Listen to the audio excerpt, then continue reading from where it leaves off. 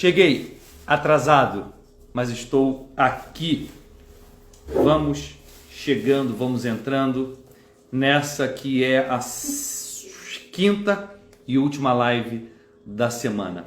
Bom, hoje eu termino essa série de mensagens dessa semana sobre o sofrimento. A pergunta que eu me propus a responder é: por que os bons sofrem? Por que os justos sofrem? Por que coisas ruins acontecem com pessoas boas? Gláucia, você é a primeira a entrar, seja muito bem-vinda. Minha amiga de Instagram que me segue aqui, seja muito bem-vinda. Bom, enquanto o pessoal chega, essa live vai ficar gravada, então eu já vou falando para a gente não perder tempo. Essa semana eu falei sobre o tema sofrimento, porque pessoas boas sofrem. E hoje é a última live da série Porque os Justos Sofrem, e eu quero falar de um tema que eu encontro no livro de Jó. Um dos principais motivos, se não o principal motivo pelo qual o livro de Jó foi escrito do meu ponto de vista. E eu quero dar as boas-vindas para Cíntia e para Chloé, minhas amigas que estão chegando. A mais antiga aqui que eu conheço há mais anos é a Chloé. Chloé, seja muito bem-vinda. A Cíntia, que disse que é minha fã. Eu já tenho fãs, gente. Isso é muito chique. Sejam muito bem-vindos, tá? Então eu deixei, do meu ponto de vista, o melhor para o final. Eu acredito que o melhor de tudo que eu vou falar será hoje. É possível que para você não, é possível que para você alguma das 4 últimas lives que eu fiz essa semana tenha um tema mais tocante, mais interessante e relevante para você, mas para mim o tema mais interessante eu deixei para hoje. Eu vou falar sobre o motivo, segundo o meu ponto de vista, o motivo pelo qual o livro de Jó foi escrito. Qual é o tema do livro de Jó? A Cíntia está dizendo aqui: te admiro muito, pastor. Louva a Deus por sua vida. Jean vai ficar com ciúmes. A Cíntia era da igreja do pastor Jean. E aí a igreja do pastor Jean se fundiu com a nossa, né? E a Cíntia faz essa brincadeira com o pastor Jean, que hoje pastoreia a mesma igreja junto comigo. A Cíntia é um mó barato, uma figura. Por que o livro de Jó foi escrito? O livro de Jó foi escrito, e essa é uma percepção minha, mas eu me inspirei em um livro que o Luiz Felipe Pondé escreveu. Eu gosto muito do Pondé. Se você tem algum interesse em saber quem são as minhas referências e como eu penso, porque penso, como cheguei aonde cheguei, uma das minhas grandes referências de pensador, de bibliografia, é o Pondé. Ele é muito famoso, é um professor de filosofia, um filósofo brasileiro, ele é escritor, e o livro que ele escreveu, que ele menciona, ele tem um capítulo só tratando sobre o livro de Jó. O título do livro é Contra um Mundo Melhor. Contra um Mundo Melhor. E ele trata da espiritualidade bíblica, né? E ele tem um capítulo só sobre o livro de Jó, e ele tem uma frasezinha que me despertou a atenção, e eu fui reler o livro de Jó do ponto de vista do que o Pondé havia mencionado, e para mim é inequívoco que esse é o tema do livro de Jó. O livro de Jó foi escrito para quebrar uma coisa que a gente pode chamar de a idolatria da moral. O livro de Jó foi escrito com o intuito de quebrar a idolatria da moral. Então, aquilo que a Igreja Universal, por exemplo, desenvolveu tanto nas últimas décadas aqui no Brasil, que é a teologia da prosperidade. A teologia da prosperidade, ela tem uma base onde a sua prosperidade ela está baseada no seu desempenho moral e espiritual, né? Então, segundo eles, se você for uma pessoa boa, se você for uma pessoa consagrada a Deus, e se você der a Deus, né, aquilo que Ele te pede, Deus vai te retribuir com saúde, felicidade e prosperidade, né? Agora, se essa regra falha, se você não está passando por prosperidade, se você está doente, não está saudável, ou se você tem algum problema na sua vida, o que a teologia da Igreja Universal, que é a teologia da prosperidade diz? Bom, é porque você está em pecado ou porque você deu brecha ao diabo. Então, é uma teologia muito mais espírita do que cristã, onde você vive a lei da justa retribuição. Se você é bom, você é recompensado com um bem nessa vida aqui e agora. Se você passa por algum problema, seja de saúde, seja financeiro, seja emocional, é porque você está sendo punido por Deus por um pecado seu ou por uma displicência espiritual sua.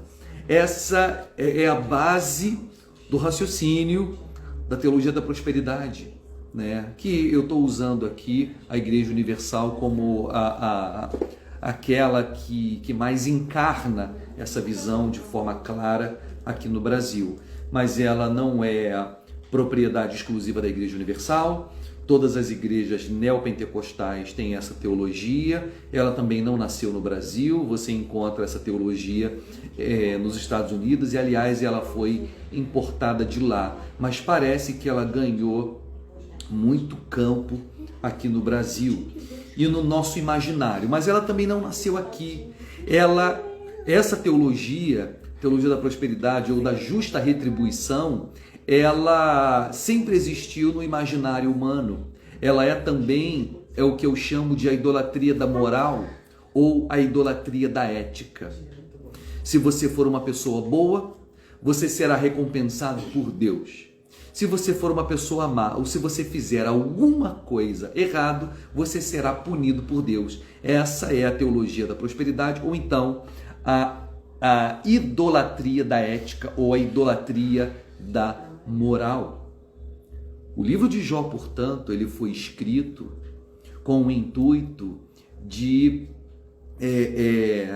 desconstruir a idolatria da moral e da ética, ou a teologia da justa retribuição. Eu vou repetir.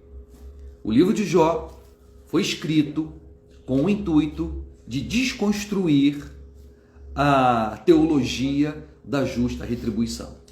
E o que é a teologia da justa retribuição? Se eu for uma pessoa boa, Deus vai me recompensar com o bem. Se eu for uma pessoa ruim, ou se eu fizer alguma coisa ruim, Deus vai me punir com o mal. A disciplina de Deus virá sobre a minha vida. O livro de Jó foi escrito para desconstruir essa ideia, né? É uma objeção à teologia da justa retribuição. E eu quero aqui explicar para você por que isso está no livro de Jó. O livro de Jó começa com uma frase, com uma afirmação. O versículo 1 diz: Jó era um homem íntegro, reto, temente a Deus e que se desviava do mal. Portanto, o livro de Jó começa trazendo as credenciais éticas, morais e espirituais de Jó, dizendo que ele era um homem íntegro, homem bom. Jó era um homem íntegro, reto, temente a Deus e que se desviava do mal. Ele, portanto, é o paradigma da justiça e o paradigma da espiritualidade. Essa é a primeira afirmação do livro de Jó. Uma descrição do caráter dele. E em seguida, imediatamente, vai falar da vida financeira e familiar de Jó. Que ele era o homem mais rico, e a minha esposa está aqui arrumando roupas do bazar no chão. Tem um monte de roupa aqui ao meu redor e ela está esbarrando no meu estúdio. No meu estúdio aqui improvisado no meio da sala. Porque a gente se mudou semana passada e eu ainda enfim, a casa não está pronta, eu não arrumei ainda, né, o meu escritório, o lugar onde eu vou fazer os meus vídeos. E eu estou aqui no meio da sala, com um monte de roupa ao meu redor. Ninguém tinha visto. E a minha esposa aqui brigando comigo porque eu estou dizendo isso. Só para descontrair. Mas então é isso. Ó, a Cíntia está te mandando um beijo, Lívia. Está te mandando outro, Cíntia. Linda. Dizendo que você é linda. Jó era um homem íntegro, reto, temente a Deus e que se desviava do mal. Esse era o currículo de Jó. Em seguida diz que ele era o homem mais rico da cidade de Ur dos Caldeus e também tinha 8 filhos, se eu não me engano. Me corrijam se eu estiver errado e pode me corrigir mesmo, pode escrever aqui. E todos eram muito felizes e prósperos, né? Vai falar das credenciais de Jó, de como ele sacrificava pelos filhos, porque poderia ser que os seus filhos tivessem pecado contra Deus, então ele sacrificava pelos filhos. Pois bem, no primeiro capítulo de Jó, portanto, nós poderíamos fazer uma inferência lógica, né? Entre aspas, uma inferência lógica sobre o fato dele ser íntegro e o homem mais rico da cidade dele. Porque é isso que está no imaginário humano. Aliás, a Cíntia está dizendo aqui, ele tinha 7 filhos e 3 filhas. Obrigado, Cíntia. Tem aqui gente que conhece a Bíblia, graças a Deus, para ajudar o pastor. Então, a gente poderia fazer uma inferência lógica sobre o fato de Jó ser um homem muito rico, porque ele era também um homem muito fiel a Deus. Essa poderia ser a inferência lógica. É isso que está no imaginário da maioria dos homens, das pessoas, inclusive nosso. E é isso que está, por exemplo, no imaginário dos amigos dele, que vão depois configurar a maior parte do livro de Jó, no diálogo de Jó com os amigos. Pois bem, isso está no imaginário do próprio diabo. O diabo entra na presença de Deus e ele questiona se Jó serve a Deus de balde, pelo menos a minha tradução está dizendo isso, de balde, ou seja, à toa, sem nada em troca. Satanás diz isso para Deus: você acha que ele te serve à toa, né? Sem querer nada em troca? Né? Será que não é porque você fez dele o homem mais próspero que existe? Bom, toca no que ele tem e vê se ele não te nega na tua cara. A proposta de Satanás é de que não existe devoção verdadeira do ser humano para com Deus, que a relação do homem com Deus é uma relação estritamente utilitária, que nós servimos a Deus para que ele nos recompense. Essa é a sugestão de Satanás a Deus quando ele questiona a situação de Jó. Ele acredita que não exista homem ou mulher no mundo que tenha uma relação de amor e relacionamento de amizade com Deus que não seja interesseira, que não seja uma relação utilitária. Nós servimos a Deus a fim de que Deus nos recompense. E ele diz para Deus: toca no que ele tem e vê se ele não te nega na tua cara. Para nossa surpresa, Deus consente com a tentação de Satanás. Não vamos pensar no porquê que Deus faz isso, mas ele consente. O fato é que, quando ele perde tudo, nós sabemos o que acontece, ele se dobra diante de Deus e adora. Ele faz uma declaração de fé, talvez da mais extraordinária que a gente já tenha ouvido. Ele diz: nu eu vim do ventre da minha mãe, nu voltarei. O Senhor deu, o Senhor tomou. Bendito seja o nome do Senhor. Né? Com tudo isso, não pecou Jó diante de Deus, é o que diz o texto. Depois Satanás volta na presença de Deus, não satisfeito com a devoção de Jó, pede para que Deus permita que ele toque não só nas coisas, mas também na própria saúde de Jó, e Deus permite. E ele toca, Jó fica com câncer dos pés à cabeça, e assim Jó continua servindo e adorando a Deus. Até que entra no cenário os amigos de Jó e vão questionar a Jó. E o livro inteiro é um diálogo entre Jó e seus amigos, os amigos questionando e dizendo: Jó, confesse o seu pecado, porque é óbvio que Deus é justo e ele não, olha o raciocínio dos amigos de Jó, ele não permitiria que uma tragédia ou que tragédias acontecessem a uma mesma pessoa no mesmo momento, de uma única vez, se essa pessoa não tivesse pecado contra ele. Veja, o raciocínio dos amigos de Jó é o raciocínio da teologia da justa retribuição. Aos bons Deus faz o bem, aos maus Deus recompensa com o mal. Aqui e agora, nessa vida. Esse é o raciocínio dos amigos de Jó. Só que esse é um raciocínio completamente equivocado. Porque em todo o livro de Jó, o diálogo vai ser esse, e o questionamento de todo o livro vai ser: como funciona a vida? Como funciona a vida? Se Deus é bom, justo e todo-poderoso, por que Ele permite que coisas ruins aconteçam com pessoas boas? E por que Ele permite, o contrário, que coisas boas aconteçam com pessoas ruins? E aí nós descobrimos que na vida, aqui e agora, não existe a manifestação da perfeita justiça de Deus. Eu vou repetir isso. Nós descobrimos no livro de Jó que nessa vida, aqui e agora, não existe a manifestação concreta da perfeita justiça de Deus. Ou seja, os bons não são recompensados por Deus nessa vida e os maus não são punidos por Deus nessa vida. O juízo final de Deus, a manifestação completa da justiça de Deus, ela não se dá aqui e agora nessa vida.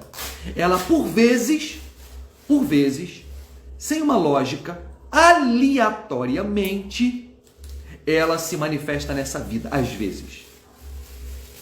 No entanto, somente do céu e somente no dia do juízo final é que a justiça de Deus, tanto a recompensa dos bons quanto a punição dos maus, será manifestada de forma completa, absoluta e satisfatória.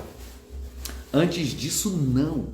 Antes disso, não. Portanto, se nós quisermos construir uma lógica da justiça divina, universal sobre os homens, a partir da observação da vida, nós vamos chegar à conclusão do caos.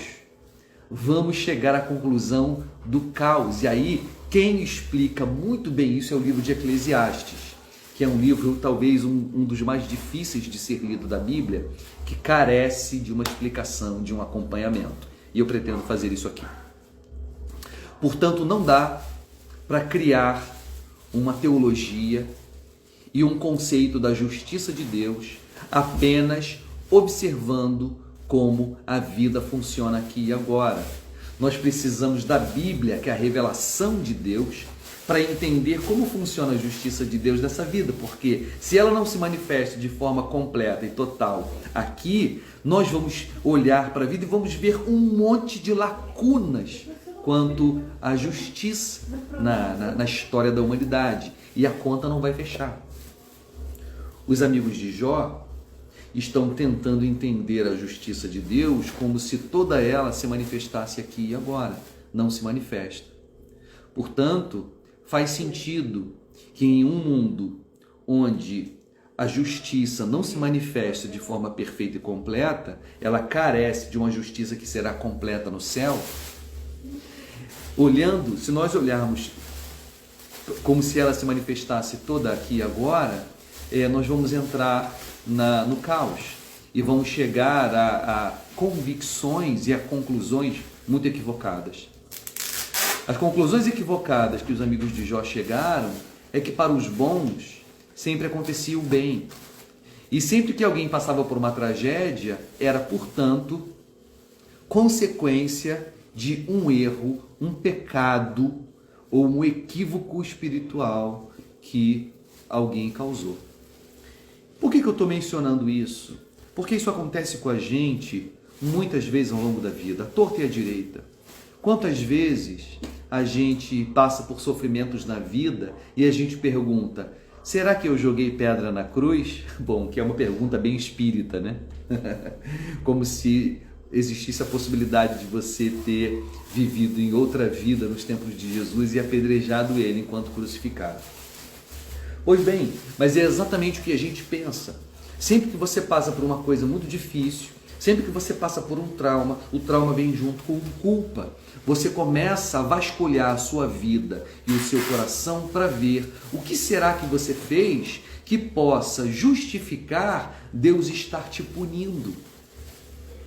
Essa é a teologia da justa retribuição, que o livro de Jó vem para quebrar essa teologia. Por quê? Porque a Bíblia diz que Jó era um homem íntegro, reto, temente a Deus e que se desviava do mal. E as piores tragédias que poderiam vir sobre a vida de um ser humano vivente vieram sobre a vida dele numa mesma semana. Pobreza, perda de todos os filhos em um dia só, a dissolução de todos os seus bens e propriedades num mesmo dia e câncer dos pés à cabeça. Jó fica sozinho, sentado no chão, raspando as feridas com um caco de telha. E os seus amigos sentam ao redor e começam a perguntar para ele e dizer: confesse o seu pecado, você deve ter feito algo muito ruim para Deus te tratar como está te tratando. Porém, a resposta do motivo pelo qual Deus está permitindo que essas coisas aconteçam com Jó está mesmo no capítulo 1.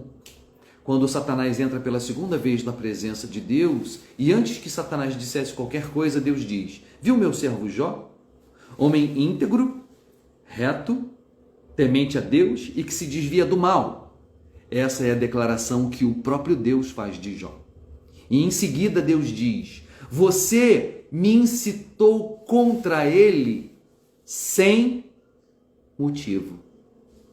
O próprio Deus reafirma que Jó é um homem íntegro, reto, temente a Deus e que se desvia do mal. E o próprio Deus declara para Satanás, e isso está registrado no texto sagrado, que é absolutamente sem nenhum motivo que todas as tragédias vieram sobre a vida de Jó. Por que isso está escrito, registrado? E por que esse texto está ali para ser lido por mim e por você? Se não porque aprouve a Deus dizer para mim e para você que coisas ruins acontecem com pessoas boas, sem que isso signifique abandono de Deus, sem que isso signifique ira de Deus, sem que isso signifique punição de Deus, sem que isso signifique o desamor de Deus por mim e por você. Coisas ruins acontecem a pessoas boas. E o que é mais interessante, meu irmão e minha irmã, que em nenhum momento Jó ou qualquer um do livro de Jó atribui a Satanás. Pelo contrário, eles atribuem a Deus o que aconteceu, porque em última instância, tudo que acontece comigo e com você é Deus. Satanás é apenas o instrumento. O próprio Deus, nos 3 últimos capítulos, quando ele se apresenta a Jó, ele assume o BO para si, como ele tendo feito tudo aquilo. E o que é mais interessante é, na conversa dos 3 capítulos, ou 4, se eu não me engano, em que Deus está tendo com Jó, e tudo que Jó queria era uma resposta. Sabe qual é a resposta de Deus? Não há resposta. Todo diálogo não, é um monólogo. Todo monólogo de Deus com Jó é: Jó, eu não vou te responder, e eu não vou te revelar o motivo e esse mistério. Há coisas que eu reservo para a minha privacidade. Eu e você sabemos o que aconteceu com Jó. Foi sem motivo. Jó não sabia.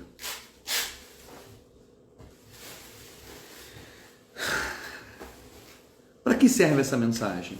O que eu quero comunicar a você hoje? Hoje eu quero comunicar uma única verdade. Hoje eu quero comunicar uma única verdade.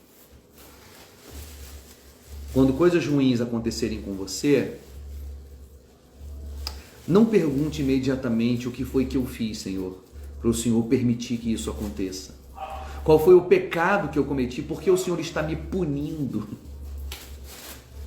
Eu quero que você abra a mão da culpa e da teologia da justa retribuição.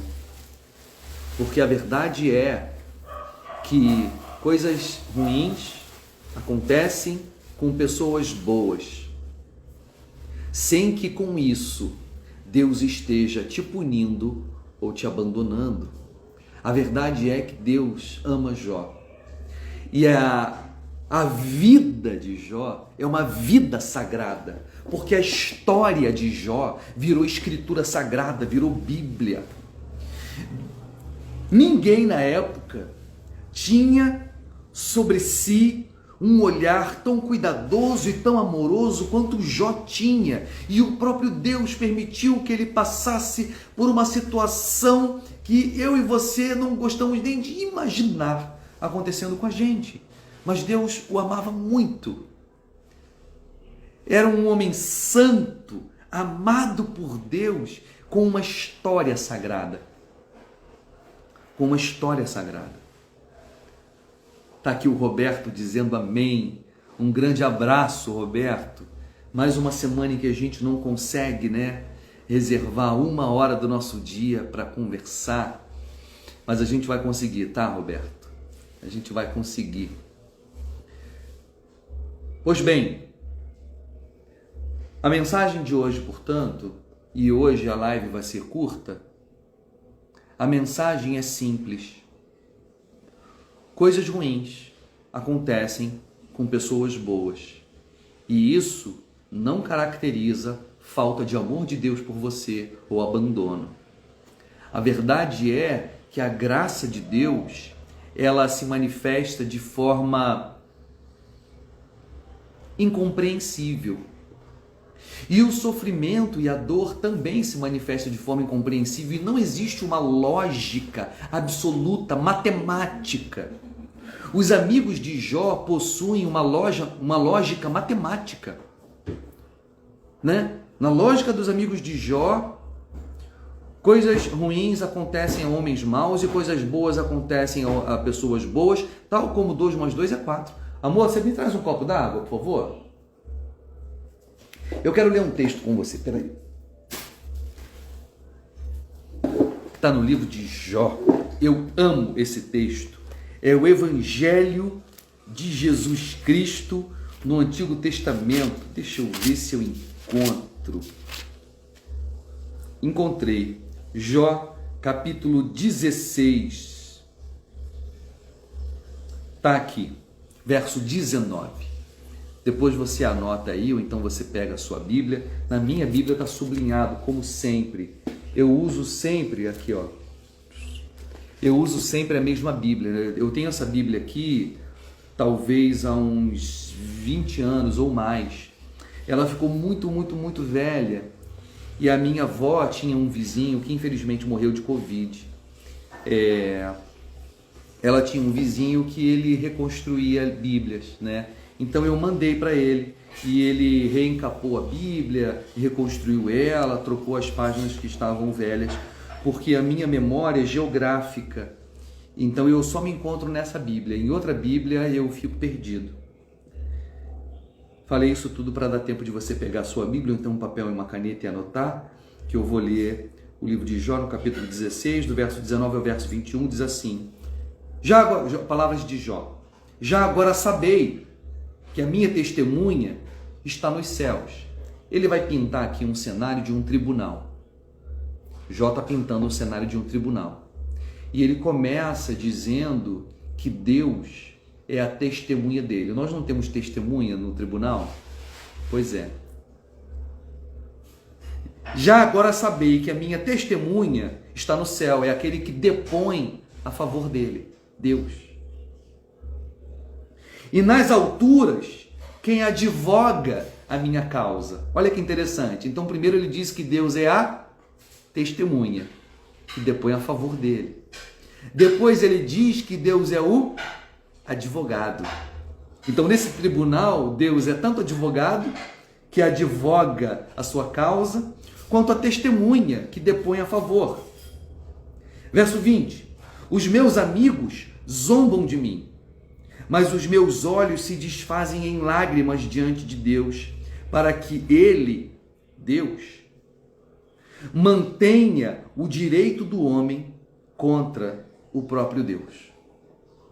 Eu vou ler de novo, o verso 21. Para que Ele, Deus, mantenha o direito do homem. Ou seja, nesse tribunal, Deus é o juiz, Deus é o promotor, obrigado. Deus é o advogado e Deus é a testemunha.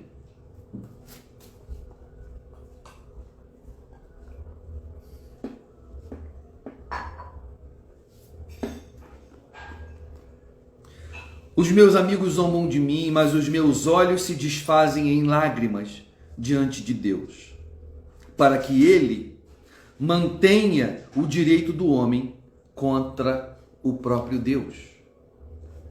Que afirmação estranha! Para que Ele mantenha o direito do homem contra o próprio Deus? Como é isso? Como é que Deus vai manter...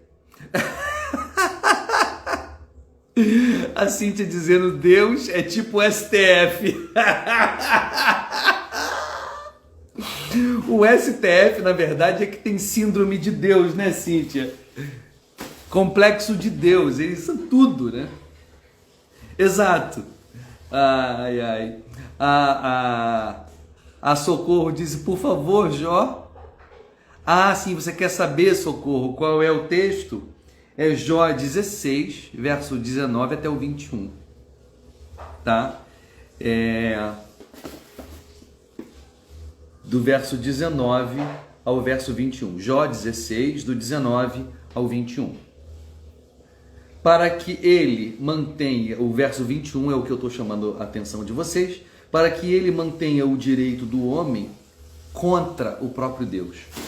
Como é que Deus pode manter o direito do homem contra o próprio Deus? Só Martinho Lutero, de nada, Socorro. Gente, eu amo essa interação. Se vocês soubessem, vocês escreviam mais. Como é que Deus pode manter o direito do homem contra o próprio Deus? Ou seja, no tribunal de Deus, Deus está contra ele mesmo. Preste atenção nisso, eu vou repetir. No tribunal de Deus, onde nós somos os réus, Deus está contra ele mesmo.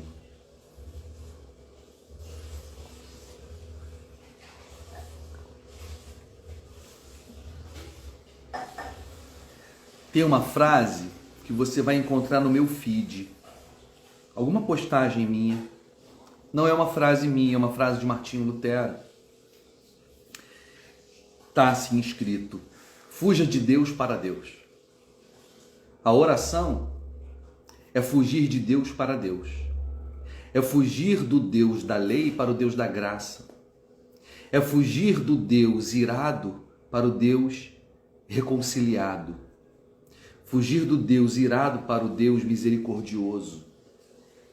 Portanto, é fugir do Deus que poderia punir você por causa dos seus pecados, para o Deus que defende você por causa da graça que Ele mesmo conquistou em Jesus Cristo, crucificado na cruz do Calvário e ressurreto ao terceiro dia.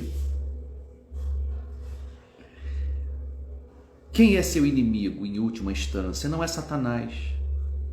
O seu inimigo e o meu inimigo é Deus. Quando, diante da lei dele, que é santa, nós nos percebemos pecadores e, portanto, porque somos pecadores, somos sim merecedores de toda a ira e toda a condenação. Então a culpa que vem à minha mente, ao meu coração quando eu estou sofrendo, é uma culpa justificável. Porque, de fato, eu sou pecador e se Deus quisesse me punir, Ele poderia, por qualquer um dos meus pecados, dos menores que eu cometo na mente, não precisa ser nem nos atos, Ele poderia. Então, por que a teologia da justa retribuição não faz o menor sentido, já que eu estou dizendo que Deus poderia me punir por causa de qualquer pecado? Bom, porque vamos lá. Se Deus pode me punir tanto quanto tudo que aconteceu com Jó por causa de qualquer pecado, então Ele pode fazer isso com todos os seres humanos. Então Ele deveria fazer isso com todos os seres humanos. Mas Ele não fez com todos os seres humanos o que aconteceu, o que Ele fez com Jó. Ele não fez a todos os seres humanos o que Ele fez com Jó. Esse é o diálogo de Jó com os amigos. Ele diz, não, pera lá, gente, eu não tenho nenhum pecado para confessar, além dos pecados absolutamente corriqueiros. Não há nenhum pecado que eu tenha cometido de maneira extraordinária que justifique a tragédia pela qual eu passei. Eu sou tão pecador quanto vocês. Se eu estou sendo punido por causa de algum pecado que eu cometi, então vocês também deveriam ser punidos igual. Então, quando Jó defende a sua causa e defende a sua moral e a sua santidade, ele não está dizendo que ele é santo, isento de pecado, não. Ora ele diz que ele é santo, ora ele diz que ele é pecador. O que ele está querendo dizer? Ele está querendo dizer que é tão pecador quanto qualquer homem. Que ele não cometeu nenhum grande pecado, mas a discrepância entre a tragédia que aconteceu com ele e os pecados que ele cometeu é muito grande. Então, na observação dos outros, na observação da vida dele, ele diz, não existe uma lógica. Vamos lá, deixa eu construir o raciocínio novamente, porque eu acho que eu fui confuso agora. O que eu quero dizer é que Deus poderia punir qualquer um de nós com o próprio inferno, por causa de qualquer pecado nosso. Se Ele não faz, é por causa da graça dele. Então, quando Jó se defende diante de Deus e diante dos amigos, Jó não está confiando na santidade dele. Jó está confiando na misericórdia de Deus. E diante da misericórdia de Deus, diante da graça de Deus que Jesus conquistou na cruz do Calvário, bom, para nós ele conquistou, para Jó ele conquistaria. Porque todos aqueles que foram salvos, deixa eu abrir um parênteses aqui. Todos aqueles que foram salvos no Antigo Testamento foram salvos pela fé no Messias que viria. Então Jó não foi salvo pelas obras, ele foi salvo pela graça de Deus e pela fé em Jesus, no Jesus que viria. Assim como eu e você não somos salvos pelas obras, somos salvos pela graça e pela fé no Jesus que veio. Então a fé de Jó era a fé no Jesus futuro, tá? E a nossa fé é uma fé no Jesus pretérito. Só que diante da graça e da misericórdia de Deus, aí a ira e a justa retribuição também não fazem o menor sentido. E é por causa da graça e da misericórdia de Deus, que Deus conquistou na cruz do Calvário por mim, por você e por Jó, é que ele clama a Deus e ele se queixa com Deus e diz que aquilo que está acontecendo com ele não faz o menor sentido. Não por causa da lei, mas por causa da misericórdia. Não faz o menor sentido. Então a misericórdia de Deus, ela atravessa a lei da justa retribuição. E ela não se manifesta também de forma equânime, de maneira que eu vá olhar para a vida dos cristãos e ver prosperidade, eu vá olhar para a vida dos ímpios e ver juízo. Não. Ela se manifesta de forma completamente aleatória, isso nos causa confusão. É porque só o céu vai dar sentido à vida de forma geral. Só no céu nós teremos a resolução da justiça de Deus manifestada no mundo. O livro de Jó, portanto, foi escrito para nos livrar da culpa de todas as vezes que a gente sofre e achar que é consequência de algum pecado. Não, não é. Coisas boas acontecem com pessoas ruins e a graça de Deus é a única coisa que nos sustenta de pé diante de Deus, nos fazendo orar e questionar a Ele do porquê Ele permite que a gente sofra. Eu quero, portanto, convidar você a ter a confiança e a ousadia em Deus que Jó tinha. Clamar a Deus e pedir que Ele seja misericordioso e que Ele manifeste a misericórdia dEle sobre a sua vida nos seus dias. Eu termino por aqui. Eu termino lendo aqui o que o Roberto está escrevendo. Querido pastor, o Senhor é uma bênção em nossas vidas. Muito obrigado, Roberto. Muito obrigado. Eu ouço tanto isso, tantas vezes, que eu estou quase acreditando. Tá bom? Gente, Deus abençoe. Eu quero dizer o seguinte, tem 9 pessoas aqui nessa sala, nessa live. E eu quero dizer, vocês são os primeiros a saber disso. Eu vou começar a partir de segunda-feira um projeto de mentoria e acompanhamento espiritual. É um processo que vai durar 6 meses. E eu vou fechar um primeiro grupo com apenas 50 pessoas. Nesse processo de mentoria espiritual, algumas coisas estão incluídas. Eu não estou lembrado, eu anotei tudo isso e eu vou dizer aqui para vocês. Algumas horas de videochamada individual, de aconselhamento e discipulado pessoal comigo. Nessa mentoria, nesse programa de mentoria e de discipulado, de uma espécie de pastoreio, é um pouco mais do que pastoreio, é mentoria espiritual, e depois eu explico por que a mentoria espiritual é um pouco mais. Eu vou dar bibliografia entre 3 a 4 livros, que nós vamos ler juntos ao longo desses 6 meses, e esses livros, foram os livros que mais me influenciaram espiritualmente, e eu quero construir em você uma estrutura teológica e espiritual, tá? A fim de que você seja influenciado com as mesmas verdades e a mesma espiritualidade que influenciou a mim.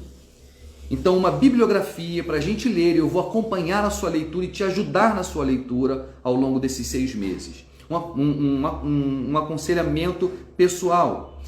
Eu trabalho, quando eu faço o meu trabalho de mentoria, tem um saber chamado Eneagrama. É uma teoria de que existem 9 tipos de personalidade e cada um de nós está contido dentro de um daqueles tipos. Eu, por exemplo, sou o realizador, que é o tipo 3 no Eneagrama, e isso me dá um monte de informações a meu respeito que mudou muito a minha vida. Tá aqui a Renata, que acabou de entrar. Olá, Renata.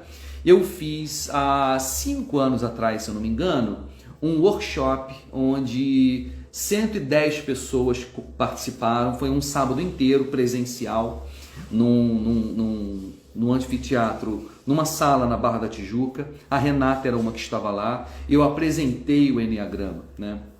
Bom, eu vou fazer o quê? Renata do Maurício. Tá aqui a minha esposa perguntando: que Renata é essa? Coisa de mulher. Aí, Renata. Lívia aqui perguntando quem era. Eu nunca perco a piada, né? Você é partidária, Renata? Partidária é o tipo 6 de personalidade. Existem 9 tipos. O Maurício, marido da Renata, participou também. O Maurício, eu lembro, é o tipo 8, né? De personalidade, que é o desafiador. Então eu vou traçar o seu perfil de personalidade e isso vai te dizer quais são os seus principais sabotadores, quais são as suas principais forças, quais são as suas principais fraquezas, para onde você deve ir. Beijo, Maurício.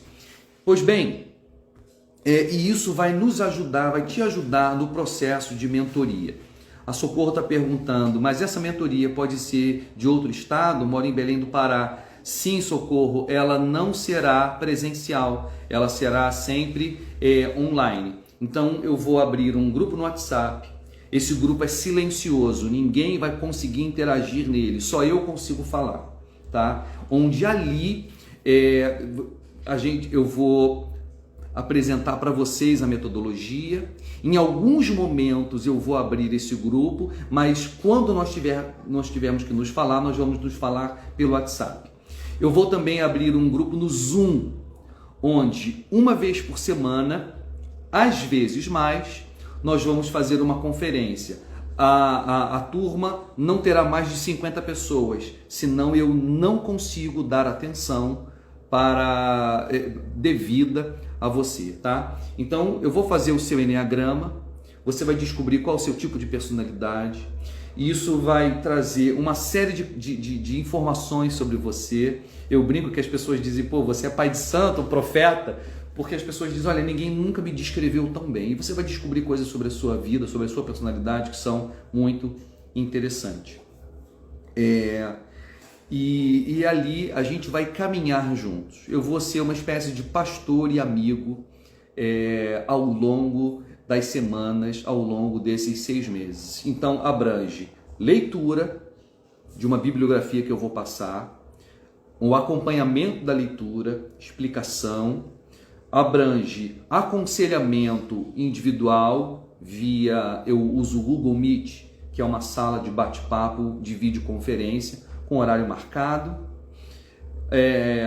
abrange disciplina espiritual. Um dos livros que eu vou passar para você é um livro que fala sobre espiritualidade do Anselmo Grum, onde você vai aprender alguns métodos de oração, de meditação, de leitura bíblica, não para aprendizado, mas para crescimento espiritual. Então você vai aprender Lectio Divina, que é um método de oração, leitura orante, que é você orar enquanto lê o texto, meditação, busca de Deus, tá? Nós vamos ter hora para orar, você vai ter uma prestação de contas de como está a sua vida espiritual, tá?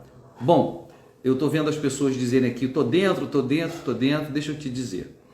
É um pouco constrangedor às vezes falar sobre isso, mas esse é o meu trabalho.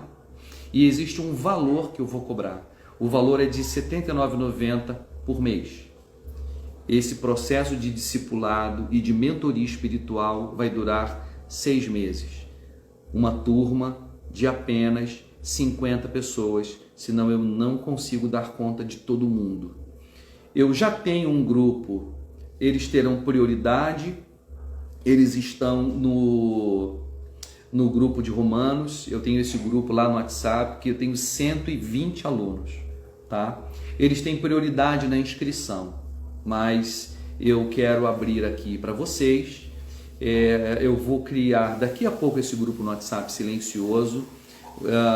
Você pode entrar lá e se inscrever. Eu não sei ainda onde eu vou colocar esse link. Faz o seguinte, na minha bio, aqui no meu Instagram, se você clicar lá no site michelmedeiros.com, você vai para uma página onde você vai ter acesso ao curso de Romanos. Ali tem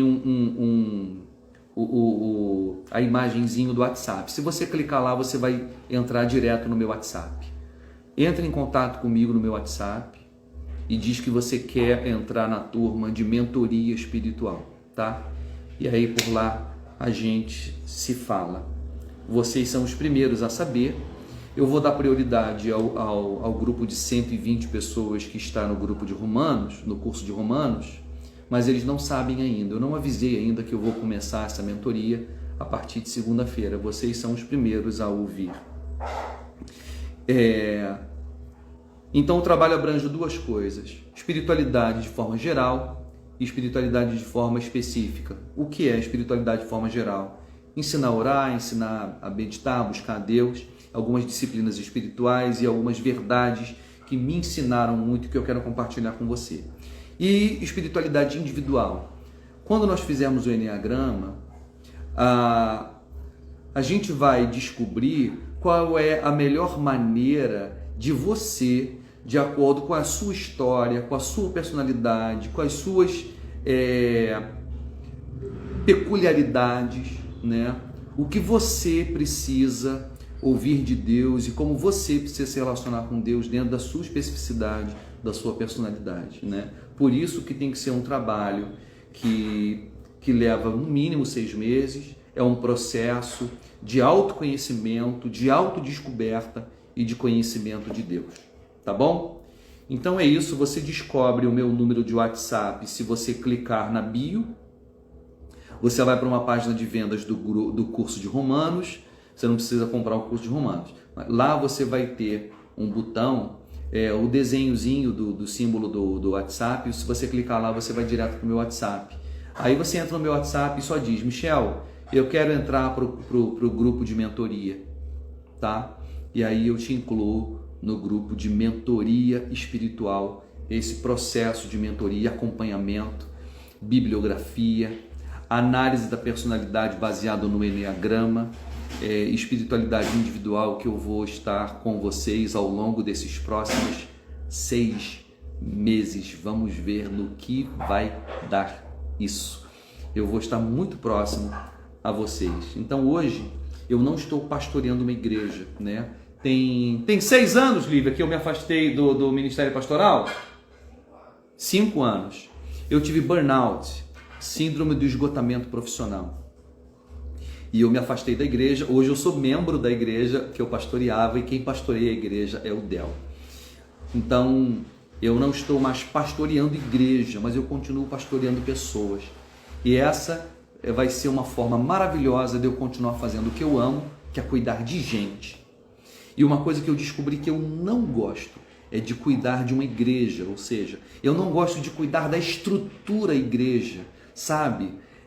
Presbítero, diácono, e o pastor de uma igreja, ele é um pouco síndico do espaço, né? Eu não gosto disso, eu gosto de cuidar de gente, eu gosto de pregar, eu gosto de ensinar, eu gosto de aconselhar, acompanhar pessoas, mas eu não gosto de administrar uma estrutura. Administrar estrutura não é o meu chamado. O meu chamado é cuidar de indivíduos.